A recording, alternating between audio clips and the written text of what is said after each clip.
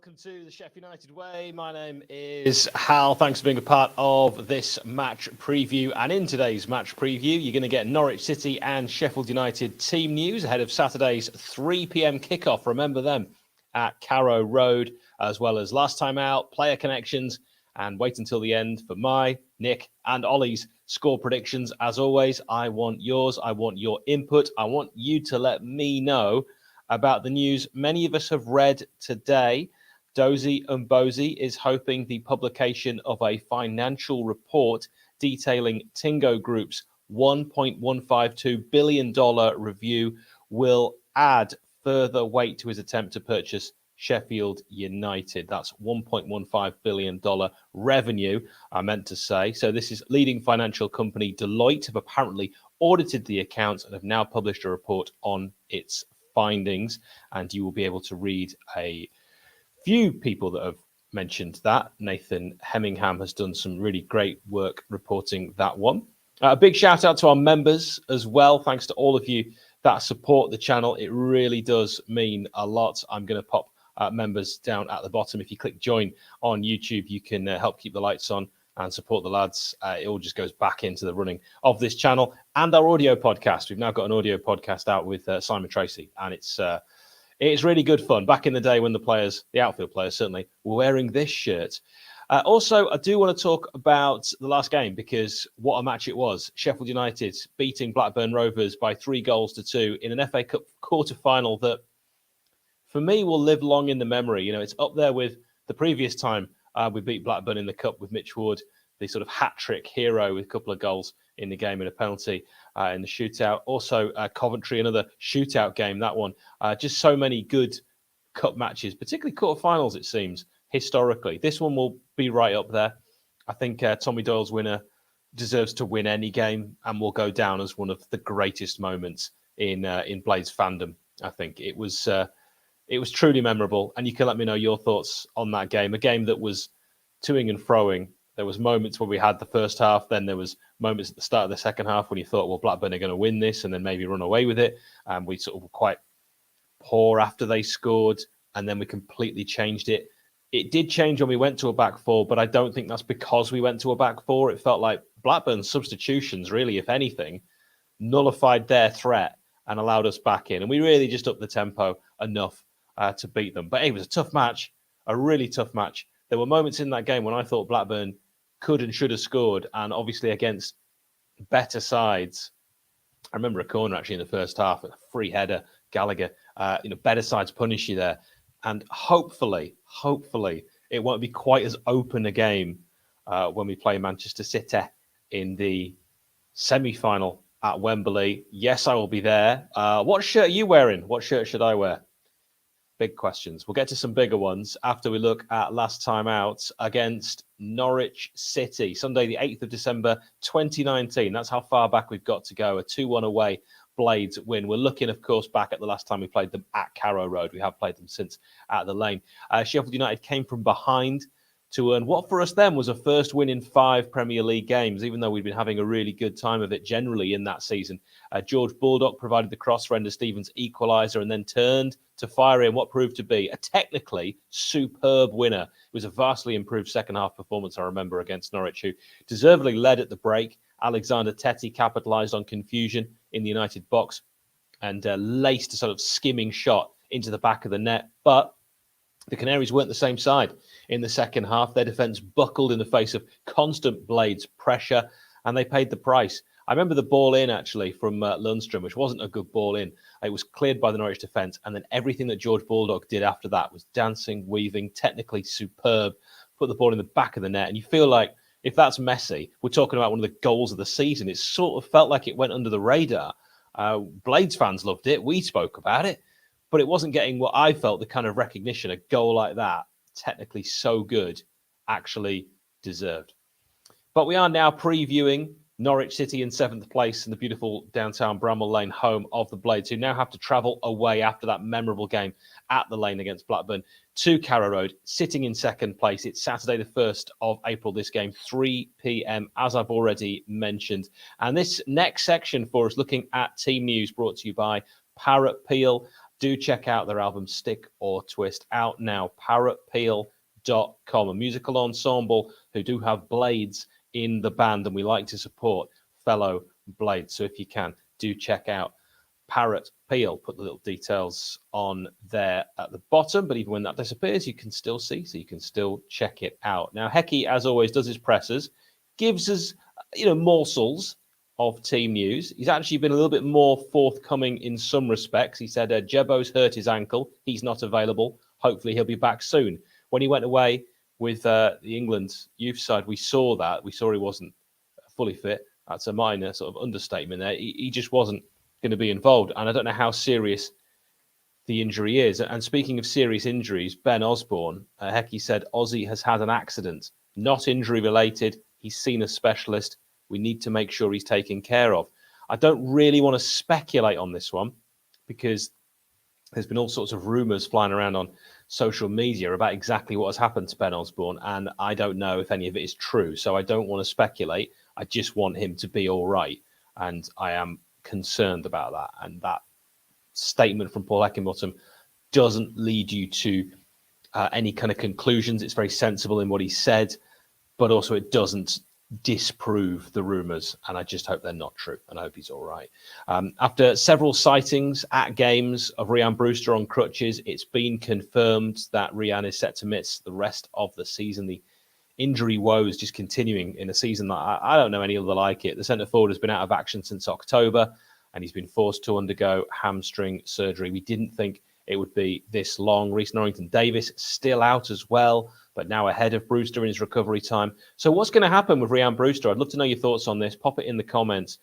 Is he going to get back to full fitness and start delivering on his undoubted potential? Is he going to go out on loan? Let's say the Blades next season have to get him back to full fitness. Best case, we're in the Premier League.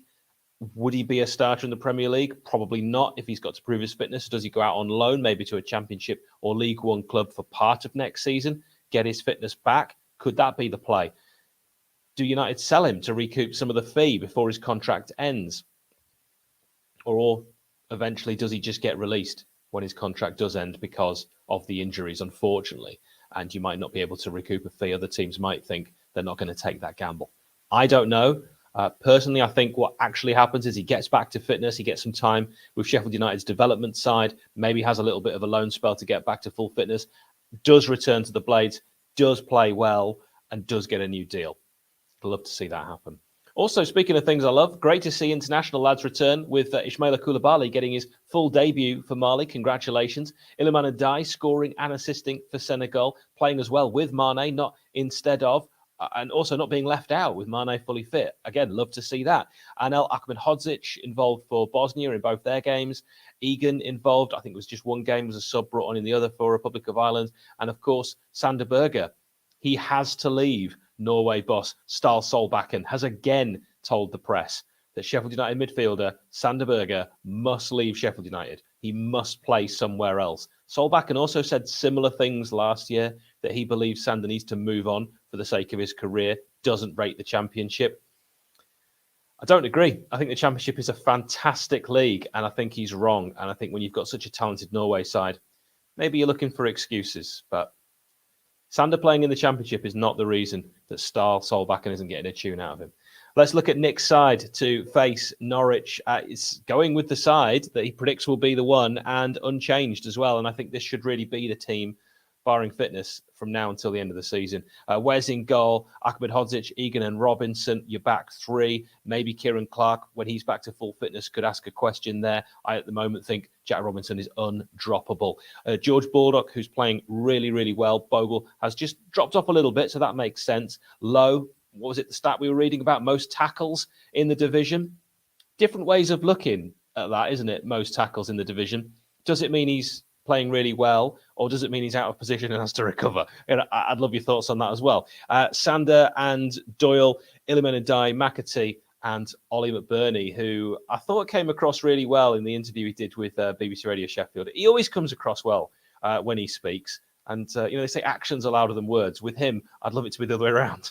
So I thought it came across really well. When we look at the opposition 11, Isaac Hayden, Kieran Dowell. I'm not going to do it. It's weirder when I'm on my own. I felt when Nick's here, I could carry on doing that song for quite some time, and we go into kind of dreamlike state, and it's 10 or 20 minutes until we stop. It's a team that they have kind of out-injured. Possibly Adam Ida will also miss out. Marquinhos is suspended, so always difficult to do an opposition predicted 11. It's a hard formation to predict as well, as they vary, especially when they are in poor form. It could be a 4-1-4-1. We could see a 4-3-3. I'm predicting the same as they played against Sunderland. That was a 4-4-1-1. Angus Gunn, daughter of Brian, was the reason that Brian, you might remember, shaved his head, because he was famous for the longer hair. Angus is his son, former Norwich keeper as well, Brian Gunn. Now, highest save percentage and goal prevented in the league for Angus Gunn by quite a long way. You've got Jacob Sorensen, who I think is a really good right back. Grant Hanley, who, I'm kind of, on.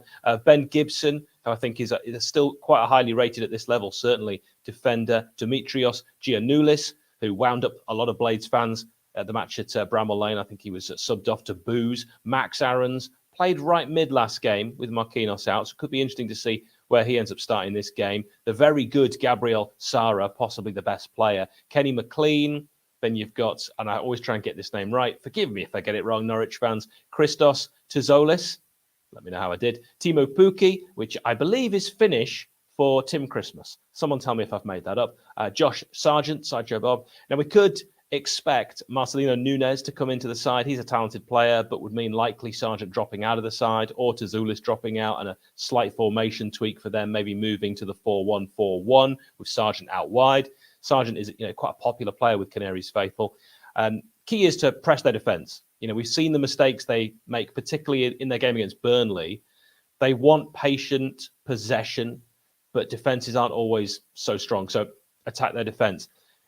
And also, if we are proactive and press high, we can force mistakes, and I think we can take the game to them. So that's possibly what I would look to do. Also, let me know your thoughts. If you are a Norwich fan watching this and you think, getting any of that wrong, I don't mind that. Please send us your way and tell us exactly what you think the lineup and the formation will be. It always helps, and no one ever knows better than fans of the club.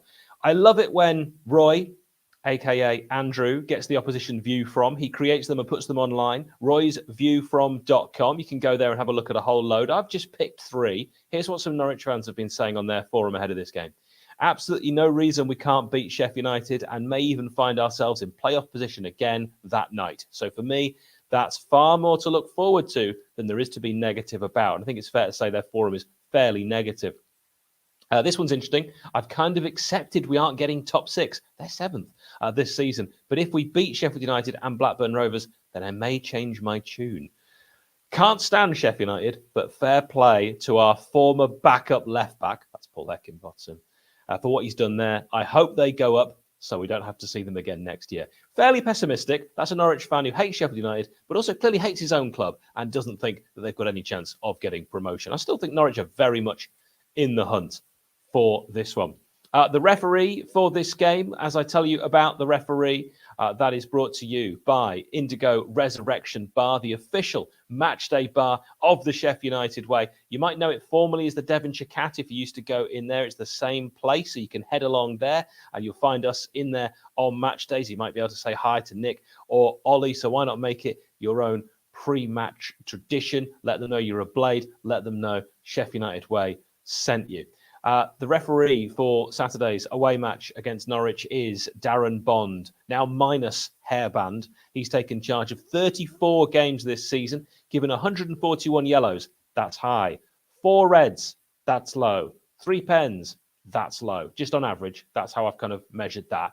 He's taken charge of 5 of our games this season. He was the man in the middle for our late 1-0 win away at Swansea, Cadra time.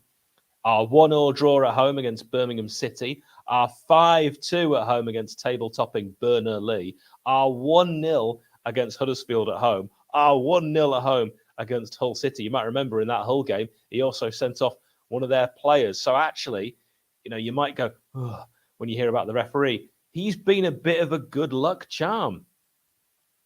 He's been there this time, 5 games? We've won 4 of them. So I'm not going to have a go at the man at all. Instead, I'll take you to our next section where I like to give a score prediction. When I say I like to give, I hate giving a score prediction. This is brought to you by NordVPN. You might need a VPN to be able to watch this game. You can get 2 years of NordVPN service by using the link nordvpn.com/TSUW. You also get threat protection thrown in for free. What do you think the score is going to be? Let me know your prediction. I'm thinking a 1-0 Blades win. I think this could be a really tight game. Norwich are by no means slouches. They are still to be feared. I still think they've got a chance of getting promotion. Nick has said that it will be a 2-1 away win, very much like it was in 2019 when we went there last time out. And Ollie, slightly more pessimistic Ollie, as he's known, even at home, says that it will be a 1-1 draw. Let me know in the chat what you think the score is likely to be. I want to see as much positivity as possible. And also, when it comes to player connections, this is one where I kind of wanted to go slightly outside the box and not just say the players that I think we all instantly think of. So actually, there is a player on there that I'm going with, Ched Evans. He played for Norwich and, of course, Sheffield United. Adiakin Bai, another one that I think is a bit more popular at Norwich, although he did score that amazing volley against the Pigs at the Stye. Richie Delat on loan for both. And Kyle Norton. I know. You said, what? Kyle Norton played for Norwich? Yeah, he did. On loan, briefly. Wore the number 23, I think. But give me some more players that played for both. Carl Bradshaw is a great shout. There are a few obvious ones as well that I've deliberately left out, so you can pop them in the comments. Thank you, as ever, for joining us, for watching, for getting involved in the chat. I really appreciate it. We will, of course, have more on the channel for the game. Keep up to date by making sure you are subscribed. And if you haven't yet, please hit like.